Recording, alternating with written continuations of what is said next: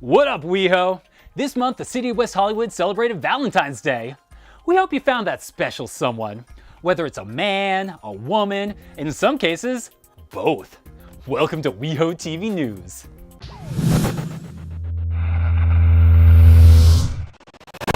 Happy February, West Hollywood! I'm Mike Siriaco, and I'm bringing you everything you need to know about WeHo. A lot has happened since we last saw you way back in January, so we're going to bring you up to speed with the WeHo Wind-Up. Let's put 30 seconds on the clock. Betty White outlived yet another castmate. Richard Spencer has officially been face-punched more times than Snooki. Trump proved the only thing smaller than his hands was his inauguration crowd. And the next day, Madonna said what everyone else was thinking. You. Hey Trump, don't even bother to grab her pussy, cause she beat you to it. Now let's strip off that pointy cone bra and shimmy into our news briefs. On February 14th, West Hollywood witnessed the unveiling of rock and roll billboards of the Sunset Strip, an outdoor art exhibit featuring the photography of Robert Landau. Personally, I'm a fan of any billboard that doesn't involve Angeline. From February 2nd to the 16th, Jewish Family Service of Los Angeles offered free tax preparation assistance at their Freedom More Multipurpose Center on Fairfax, because it's every American's responsibility to pay their fair share of taxes. You hear that, 45? And on February 22nd, the City of West Hollywood's Lesbian and Gay Advisory Board hosted a special screening of Love Is All You Need. This internationally acclaimed film by award-winning director Rocco Shields chronicles a world where a gay ruling class dominates over a heterosexual minority. Or, you know, the Abbey on a Friday night. We've got plenty more for you this month, so let's quickly change out of these news briefs. It's been a little over a month since Donald Trump's inauguration, so let's get you up on all the crazy you might have missed. Okay, let's put 30 seconds on the clock. Trump ditched Melania on the steps of the White House. Trump confused rain starting with rain stopping during his inauguration speech. Trump suggested that... I'm sorry, is that the phone? Weird, hello? My ears are ringing. Did somebody say President Trump? No, nobody said that. Nor will we ever voluntarily say that. Well, you know what? Okay, I happen to know that you were talking about me because my BFF, my bestie, Vladdy Putin, has hacked into your server and he is listening to every word that you say. Okay. Terrifying.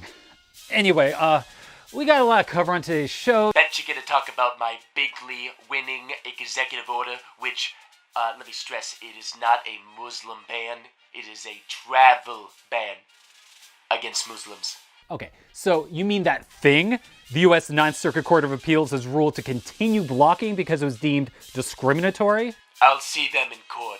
They are a court. They already ruled against you. Obviously, I meant the Looney Tunes basketball court from the movie Space Jam. And you know what? Bugs Bunny, he rigged my inauguration's ratings. Sad, really. Okay, you know what? Okay, seriously, we're tight on time, so we got... Did you hear that all the Indians love me now? They can't stop cheering my name. Those Native Americans are protesting your decision to advance the Dakota Access Pipeline, which threatens to pollute the Missouri River. Excuse me. Okay, everybody knows the Indians only had enough oil for one night, but because they had the pipeline, there was enough oil for 8 crazy nights. And everybody knows that that's why the Indians celebrate Hanukkah.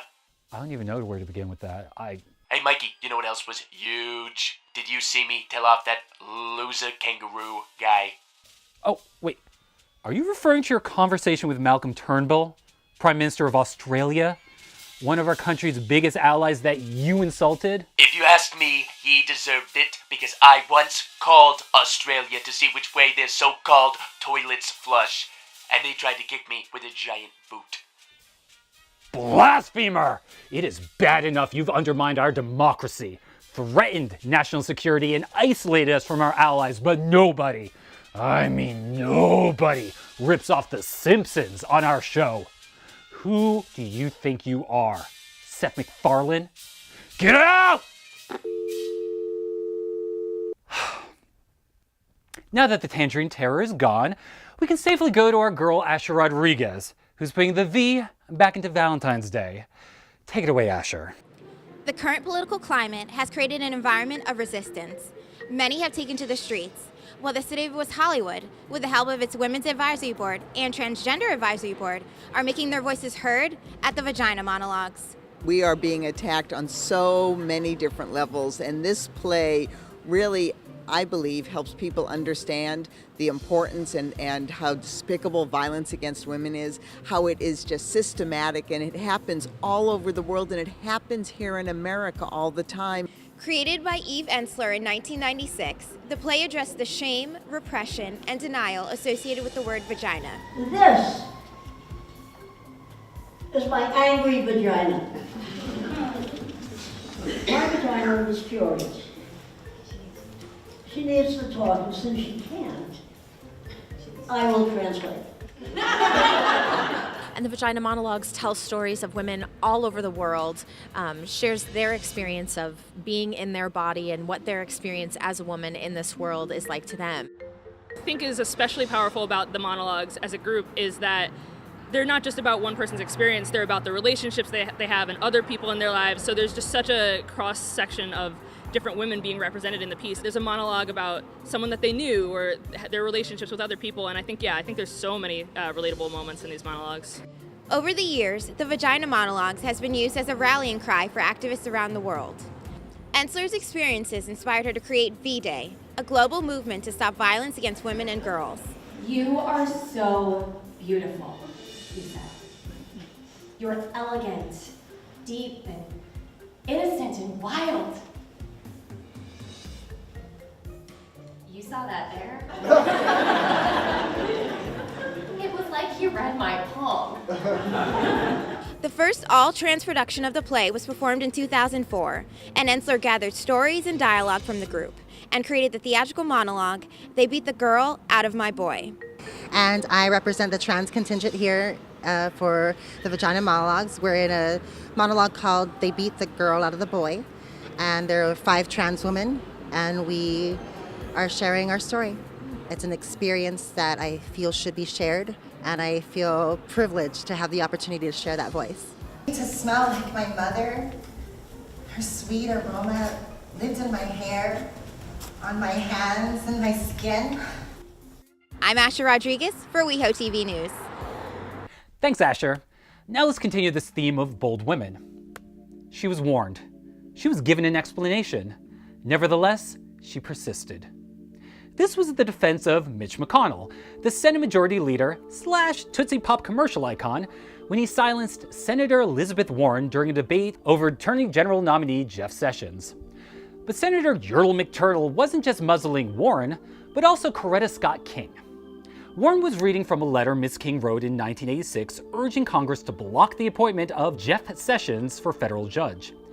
You see, in the early 80s, African-American voters in Alabama began utilizing the same absentee ballots white voters have been utilizing for years, resulting in black candidates winning majorities on the school board and county commissions. And Sessions celebrated the civil rights victory by prosecuting 3 African-American activists who assisted elderly black citizens with their absentee ballots, or as old Seshi likes to call it, voter fraud.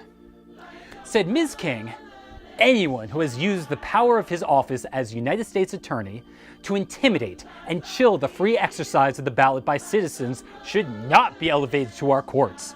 Yeah, Jeff Sessions, you can't manipulate American elections. Apparently that's Russia's job. And it'll take more than just Michelangelo, the old-age mutant conservaturtle, to stifle the words of Coretta Scott King. Yeah, she was warned. After her husband, Dr. Martin Luther King Jr., became involved in the Montgomery bus boycott, she began receiving death threats over the phone. Bullets were fired through their front door, and on January 30th, 1956, Coretta was home when their house was bombed.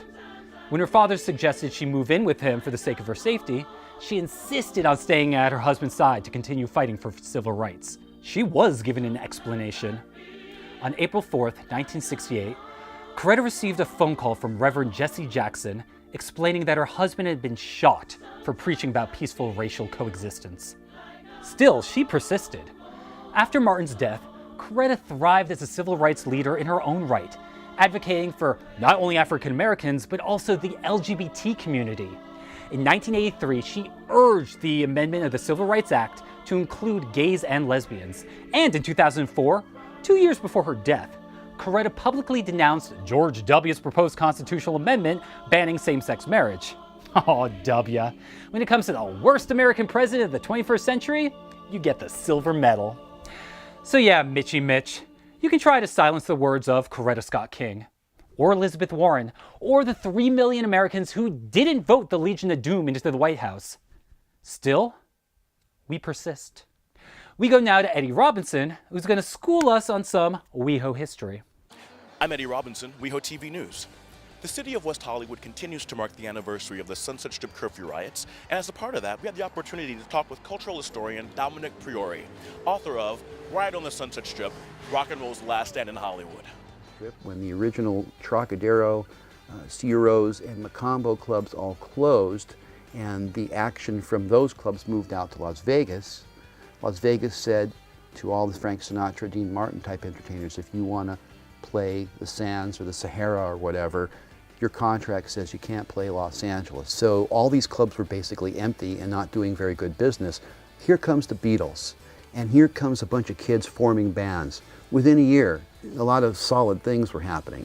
The Byrds opened up at Ciro's on March 26 of 1965, and for their encore they brought with them Bob Dylan. And this was the first time pop music and electrified rock and roll had, you know, the social message of the kind of folk music Dylan and the like of him was doing. People from Orange County were up there, people from Santa Barbara were there, people from San Bernardino were there. The greater Los Angeles area was a lot more accessible then because the traffic wasn't so bad. This is something we forget in contemporary times. So everybody from this area came to the Sunset Strip. That was their downtown, as Petula Clark sang. The middle 60s was a time when pop music became sort of a beat generation thing where it was arts. I mean, it was really kind of becoming a level of high art.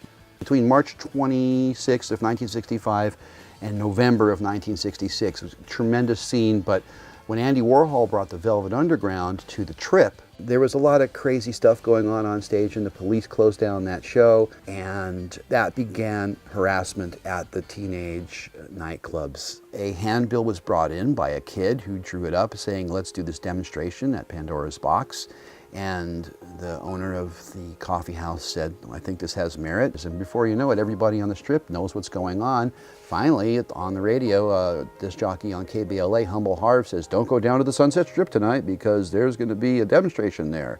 And of course, that means everybody's going. The demonstration lasted Saturday, November 12th, Sunday, November 13th. There was thousands of people in the street both of those nights. Then Monday there was like a couple of hundred people out on the Strip. Tuesday there was maybe 1,000, and then Wednesday it was back to almost to what the weekend level was. And then Mayor Sam Yorty rolls in and says, I'll take care of you kids.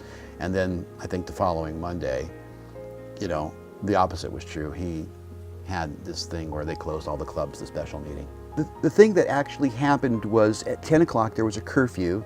That's what the police were exploiting, this old blue law from like 1905 actually. And they came in and they started, you know, to just march down the Strip and try to take people away for curfew violation. The key incident was there was a soldier in a car that was stuck in the traffic, and he got upset and he started bashing some heads. And then so people had to fight back, and one thing led to another, and then violence came out of it, you know? And then once there was a little bit of violence, the police just went nuts. The strangest thing about the Sunset Strip riots, so to speak, is they spawned the ultimate flowering of what became known as the Summer of Love and eventually Woodstock. This whole thing that then blossomed in San Francisco and then on the East Coast in New York came from the Sunset Strip riots directly, not philosophically, not strange traverse, but 1, 2, 3 in order. So you have the Woodstock Nation and the Woodstock generation and all that, but really it started here on the Strip. Here from the Sunset Strip, I'm Eddie Robinson, WeHoTV News. Here in WeHo, we celebrated Black History Month with special programming throughout February, and we're also highlighting important voices within the Black community who have left their imprint on the arts. Marlon Riggs, a poet, activist, and documentarian, dedicated his life to challenging misconceptions and stereotypes. Riggs was born in Texas and often experienced cruelty from both Black and white students. He was labeled punk, and a faggot, and even Uncle Tom. While attending Harvard, his feelings of isolation compelled him to study the history of American racism and homophobia. Riggs later went on to receive his master's in documentary film at UC Berkeley. One of Riggs' most important documentaries is Tongues Untied. The poignant documentary includes clips of Black gay culture, the civil rights movement, and personal footage of himself woven together as a frank critique of a nation still grappling with racial and sexual politics. The film was the first of its kind to air on public television and was widely criticized by many. The religious right denounced the film because they believe public funding should not celebrate culture and the arts outside of the mainstream. Riggs went on to create other important films like Color Adjustment and Black Is, Black Ain't. He was able to earn an Emmy, George Foster Peabody Award, and a Maya Deren Lifetime Achievement Award for his films. Unfortunately, Riggs' life was cut short at the young age of 37 when he lost his life to AIDS. Marlon Riggs' cultural legacy lives on, and we celebrate him for his fight for inclusivity and representation. I'm Asher Rodriguez for WeHoTV News. Back to you, Mike. You may know this month's guest from the docuseries On Impulse, which showcases roundtable discussions of topics relevant to the queer community, such as drugs, peer pressure, and STIs. Give it up for Courtney Grant. Thanks for having me, guys. Hey, no problem. So since it's Valentine's Day this month, we thought we'd utilize Courtney's expertise to answer fewer questions about love and relationships and sex. But none of you shady queens bothered to send any questions on WeHoTV social media. So we just stole a bunch of questions people asked gay advice guru Dan Savage. All right, you ready? Let's do it. Okay. Dear Courtney, I'm a 50-year-old queer man who never really came out except to people I'm cruising or f***ing. Is there any social or political value to coming out now in the shadow of a Trump presidency? Signed, Aged and Confused. Dear Aged and Confused, Trump won the election on a platform vilifying anyone who isn't a white cisgendered man. So, honestly, proclaiming your sexuality to the world is a political act in itself. But more importantly, coming out is a personal choice that should be decided when you're emotionally ready. Well said. Plus, you never really know your options until you take a risk. For all you know, there's an adorable little grand twink out there looking for his perfect grilf. Grilf? Oh, it means Grandpa, I'd like to... Oh, okay. Gotcha, yeah. Dear Courtney, what's the healthiest way to address jealousy in a relationship with a jealous and confrontational partner? Signed, Green-Eyed Victim. Okay, I got this one. I've been there. Dear Green-Eyed Victim, jealousy always stems from insecurity. Okay, so address the issue directly, but calmly with your partner. Once you've dissected the specific aspects of your relationship that are triggering his jealousy, he'll see there's actually nothing to worry about. Personally, I would always address jealousy directly, but calmly in a text message. After I have moved all of their stuff into the lawn and changed the locks. Also prudent. All right, last one. Dear Courtney, I was in an open relationship once and was heartbroken in the end because my partner broke the rules we made. My current partner wants to make our monogamous relationship open, but I'm hesitant because of my previous burn. How do I get over this and become comfortable again in an open relationship? Signed, Open and Shut Case. All right, dear Open and Shut Case, there's no set rules for a perfect relationship. Before you begin bringing others into an open relationship, you need to work on strengthening your own relationship with your own partner. And for an open relationship to work, you need to include a, what should we call it? Cameo guest star, if you will, who is mature, experienced, and discreet. So, you know, call me. Thank you, Courtney, for answering our questions. Where can we find you on social media? You can find me on Twitter, Courtney Grant 7, and on Instagram is Courtney Grant 1. All right, ladies and gentlemen, Courtney Grant. Thanks, guys. Have a good one. Mwah. And now, a reminder to vote.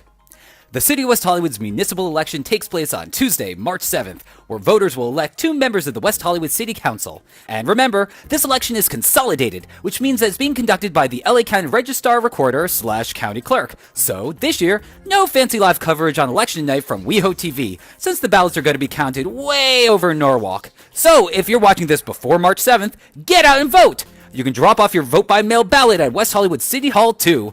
If you're watching this after March 7th, enjoy the results of your democratic process, WeHo. Want details? It's all posted at weho.org/elections.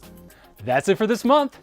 Join us in March when I spill the mushroom tea with the legendary cameraman of Laurel Canyon, Henry Diltz. And when this album came out, they got a call from London, and a voice said, "Would you mind if we use that name? We're starting a cafe here in London, and we'd like to call it the Hard Rock Cafe." I said, "Sure, go ahead," and that was the beginning. This is the last time we saw a Hard Rock Cafe without a gift shop. Keep it cute, WeHo.